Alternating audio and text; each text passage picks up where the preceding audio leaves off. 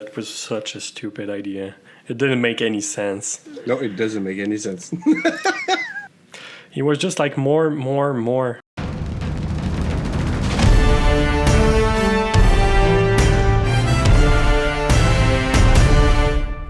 Welcome to this quick intro to the universe of Diratia.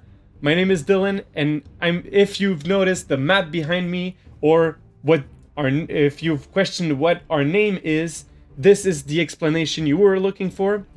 I'm doing this right now because Francis is joining a project that we're working on for Battle for Diratia, and he needs to know a bit more about the universe of Diratia. So we thought I might as well film this training so that everyone knows a bit more about the universe while I'm teaching it to Francis. So let's get right into it. The first thing I wrote was L'Archipel de Diratia, written by myself, and the tome 1 is Nalid. So Nalid was the name of the character, and if you think just a tiny bit of time, you're gonna figure out where that name came from. I drew this image for the cover of the book in a small notebook. And you can see there that the character usually skips leg days. Yeah, that's true. Dylan's drawing got way better, but you know. All of what I was writing back then was in notebooks. I did 7 tomes of this series, and basically a tome was a full notebook. My idea behind the world of Diratia was to have a fantasy universe that included everything I liked from every other fantasy universe, as well as being the most realistic possible. And those two are the things that stuck throughout the years. So Francis, you can convince me to change anything in the universe of Diratia as long as you bring me an argument that says that your idea makes more sense and is going to make the universe more realistic than what's there right now. Okay? Okay, good. The universe already changed quite a lot since its inception, and a lot of those changes were pushed by Zach. So Zach told me a few times, yeah, Dylan, this makes no sense. You have to change this. At first, the name was Diratia and not Diratia. So we changed the name because Diratia just cannot be pronounced well in English. It sounds like crap. So Diratia sounds a bit better. I'll show you what the map that I created originally for this book. Well, I have a question before you move on to the map. Yeah. Are there any plans of you rewriting them with the knowledge you have today? The first book of Nalid? Eventually, but it's not my priority. This story specifically is not my priority. Okay. So this was the map that I drew for this story. So, and you can see that it was, I drew it on 4 pieces of letter paper because I didn't have paper big enough to do the map. So yeah, that's what it looked like. And again, this makes no sense. And it also doesn't have enough space to develop the story that much. So the map developed quite a lot since then. But one thing you'll note is that the archipelago that was the origin of the universe, of this universe, still is kind of present in the current map. Just as a shout out to the origins of the universe. Second thing is I wrote this book, which I self-published in 5th year of high school. So this is Ryan's Oren, and I wrote 3 tomes of this book. So you can see, like, there are about 10 copies that were made of this book, and I have one of those 10 copies. It's not, it wasn't very popular, but the concept was interesting. The idea behind this is that it was following a merchant, the son of a merchant that went through life and had a few struggles in a medieval fantasy universe. And the idea was that I made it to be simple to film. So I made this in a way that it could potentially be done on a budget for film. Which is the reason why I'm asking this one. Are you planning to rewrite it so that we could do a yes. shoot? Okay. And I already rewrote a version of this, but it still needs to be rewritten again for multiple reasons. You're gonna have to share it with me. This. Well, if you read the first version that was published, it again made no sense. I would not recommend it was funny. It was cute. I would not recommend you read this, but it exists. So. I'll share me the other version, then the newer one. And when I wrote the Ryans, I needed more space on the map. So, what do you do when you don't have enough space on a map, Francis? You redo the map. No. You just end the map. You just add more islands. So this is what I did. I added Gujalro, another continent, to the map, and what you can notice is that a continent only includes like 5 cities. So I don't know how many continents you know that can only fit 5 cities, but and from that came a lot of additional continents that were added to the world, and all of those continents came together to form one gigantic map. Isn't that nice? So I just added some more A4 paper to the map. You just kept adding island. That was such a stupid idea. It didn't make any sense. No, it doesn't make any sense. It was just like more island, and that was it. But the story was pretty good. I think it did hold up, and the music was pretty okay too at that point. After that, well, we realized that we were after high school, and me and Zach realized that okay, a lot of this doesn't make sense, but we still had. I think that after high school, one of the big thing, and I want to add that, is that we still kind of hold on to it because we were like, this was a good idea. Like, it wasn't a bad idea to have, a big, realistic, like, geopolitically correct universe. Yeah, the base of it was a good concept. So we just said, okay, let's remove everything else.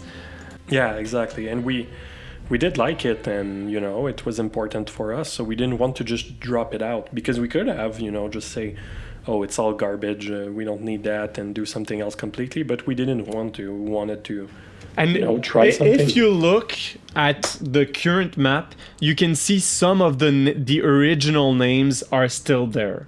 Not all of them, because some of them were really dumb, but some of them are still there. And then after some time, we remade the map when I did the second version of Ryans. So it was the second version of the map. You can see it got a bit better.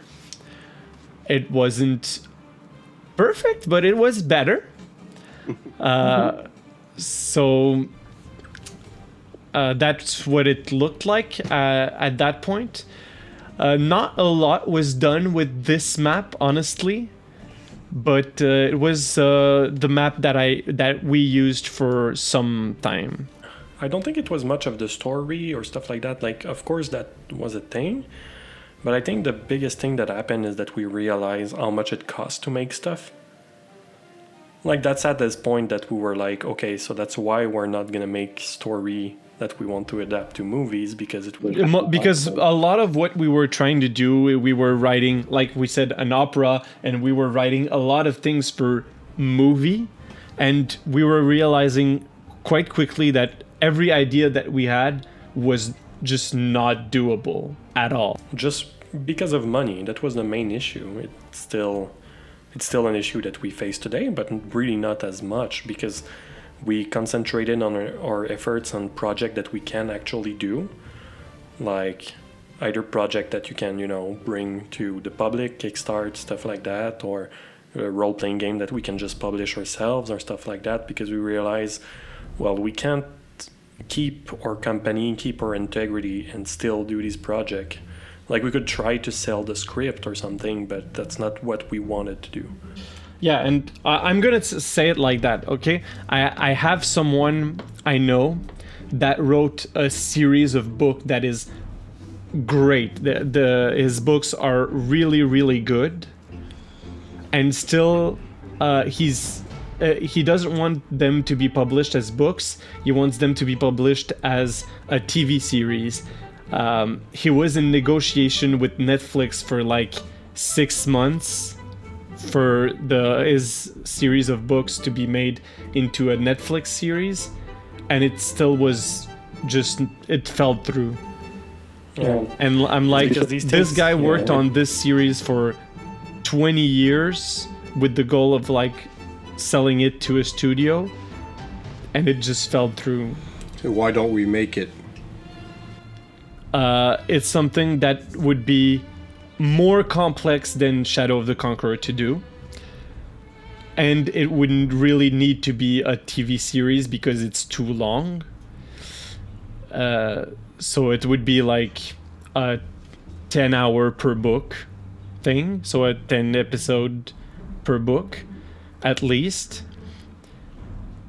So that's mainly why. So it would we just don't have the resources to do that.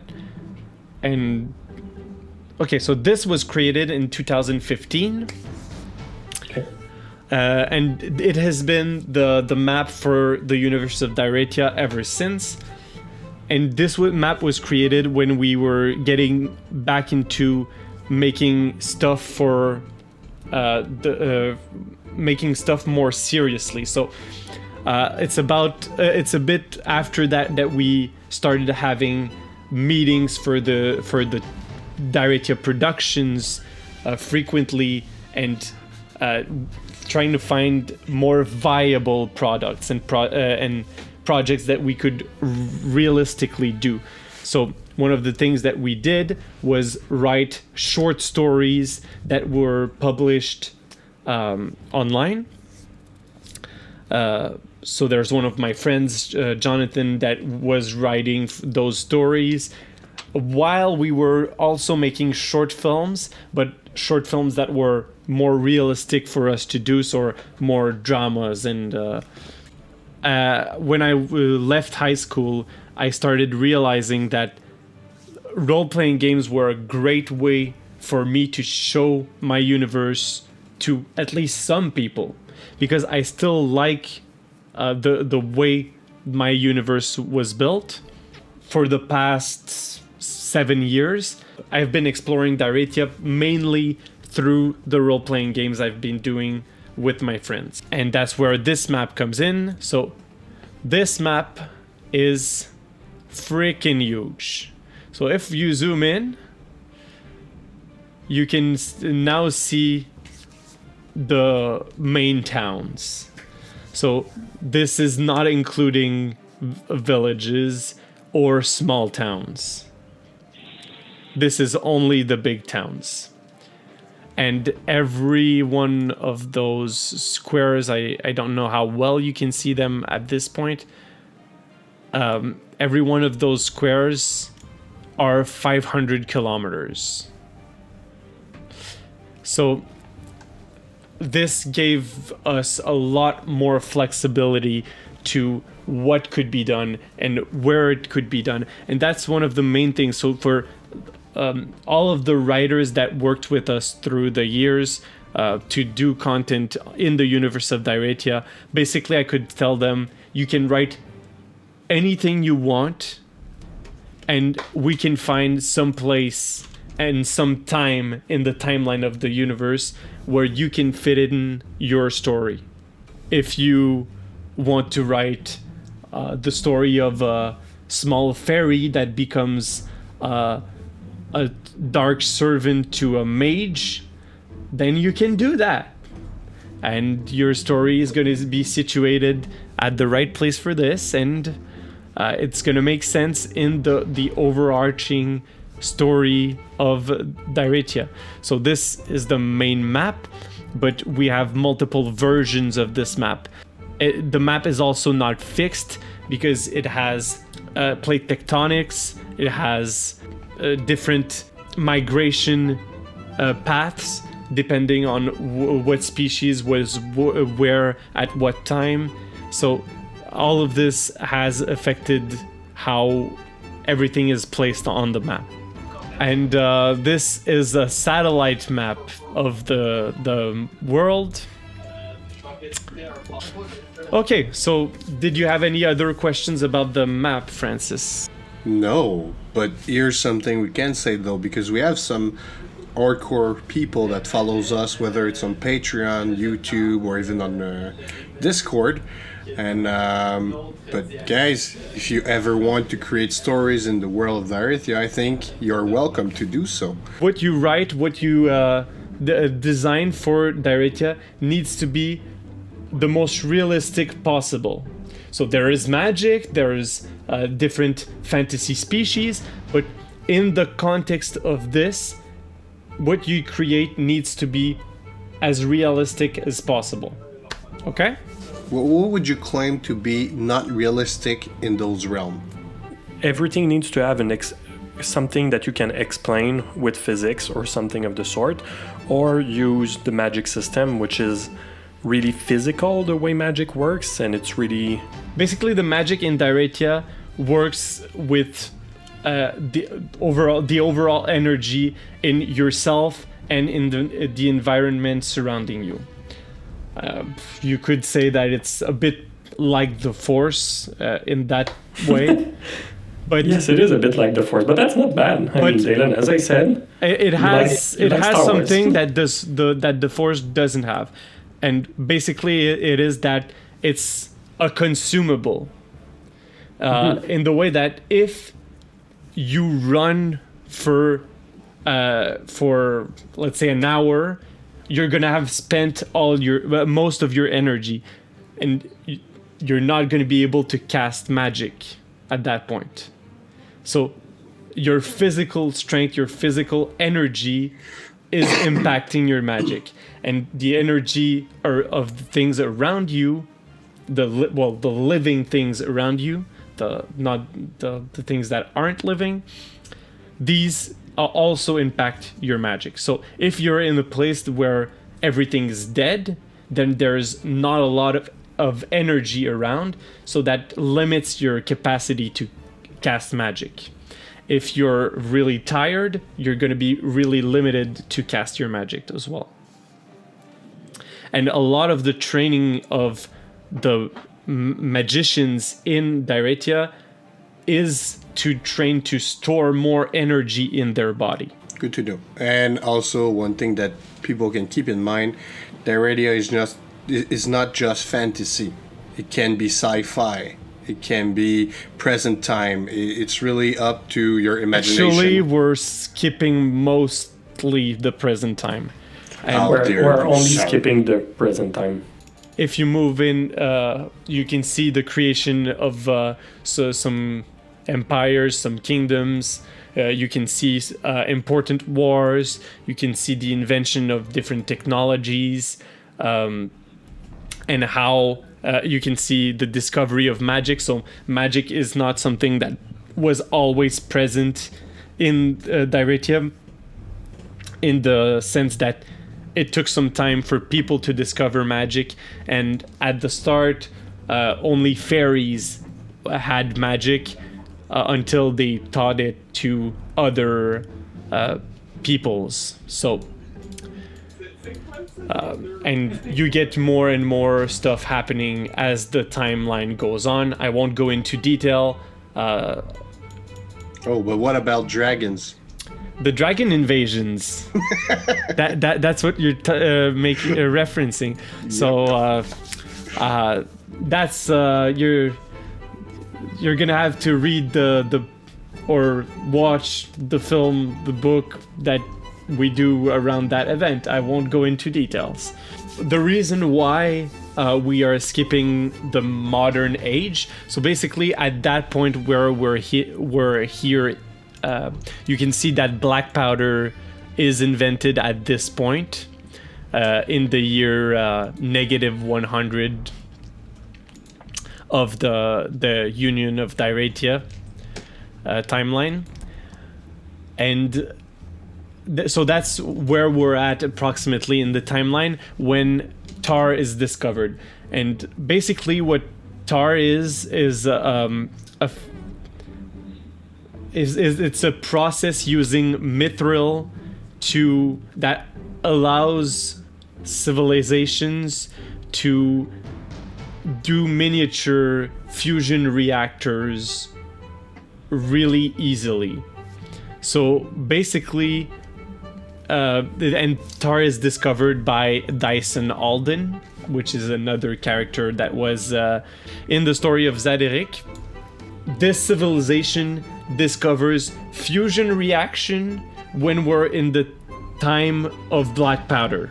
Just for people to understand, if you don't know a lot about fusion reaction, basically fusion is what powers the sun, and theoretically it is one of the most powerful ways to harness energy that scientists can theorize right now. Well, actually, hydrogen bomb are based on fusion. So we can do a fusion reactor right now if we throw an H-bomb into a lake and take the vapors from this lake to power turbines. That would be a fusion reactor. Yep. But the reason why they can do it so easily is because mithril is a really more powerful alloy than what we have here on Earth. So that's why they can store much more energy without having a risk of creating another atom bomb accidentally. It's like if you could harness the energy of an atom bomb, but just don't make it explode, so you can just store it. So that's, if they discover that, well, they can do flying cities and stuff like that really easily, which is what they do, which pushed us from black powder into the mud. This allows them to do basically nuclear grenades. Well, yep. Normally you don't want to use a nuclear grenade because it's really stupid. Like gonna die using it, but hey, it's your life. I mean, terrorism is dangerous in Diratia. I'm just gonna say that. So quickly after that, you can see that they start the exploration of the star system of Diratia and the colonization of the star system of Diratia. And if we go further, we haven't developed it much, but they're starting to go into other stars after that. Yep. Basically. And also in time. No. Don't say. Don't say what? That people can go back in time? Yeah, and faster than light travel doesn't exist because it makes no sense. So we're using wormhole theory. Yeah, so we're using the wormhole theory to travel in space. So basically they have wormhole generators powered by fusion that allows them to travel through space really quickly. So these are tar reactors. So you have ones that are small enough to be carried on a person, and you have some that are quite bigger than some people. And if you're searching for a role-playing system well, I really recommend Battle for Diratia, and we do have the rules for the modern day in Battle for Diratia, even if it doesn't really happen in Diratia. You don't have to play in the universe of Diratia with the system. The system is generic. It's present on Wargaming Vault and Drive-Thru RPG. So yeah, the Battle for Diratia, take a look at it. It's free, and we think it's great. And if you leave us feedback for Battle for Diratia, we're updating it regularly. So that's one thing as well. We should include the map in there. In The big map. The one that you showed. We could. That would encourage people to play in the universe of Diratia. Yes and no. I agree. Because the map is so highly detailed that it won't fit. I know it, but I mean, just put 1 page for the map of Diratia and just a really short intro. I think that's a good idea that Francis had. Yeah, we can do that. I don't mind. Okay. We didn't go into any details about the Mages of Time, and that's because of spoilers. Because That's something you told me about at some point. yeah, And it's super freaking interesting. So the Mages of Time is an organization Got that it now. banished the Now. god.